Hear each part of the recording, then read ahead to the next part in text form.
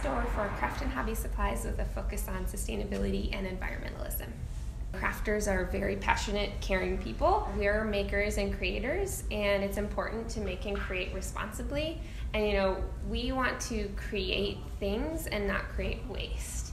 I have just about everything. I've got yarn, I've got fabric, I've got needlecraft, I have fine art supplies, I have creative reuse, which is just a bunch of weird stuff that you could use to make art with.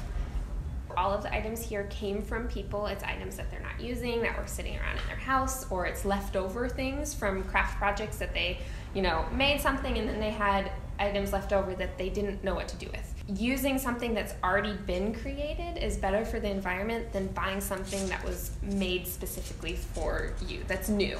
Eventually, I want to build into manufacturing my own line of sustainably made craft supplies.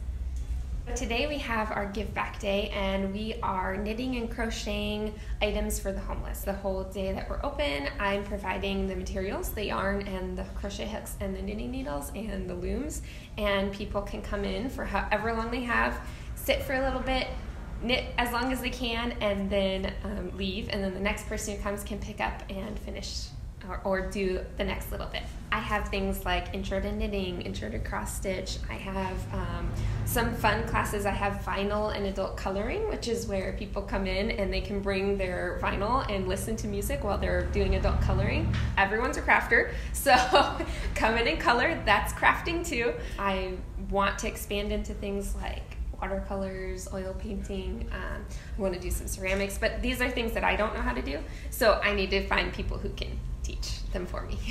This store belongs to me, but it also really belongs to the community. So it's a place where people can come and, it's kind of going to develop into whatever the community wants it to be, in addition to what I want it to be.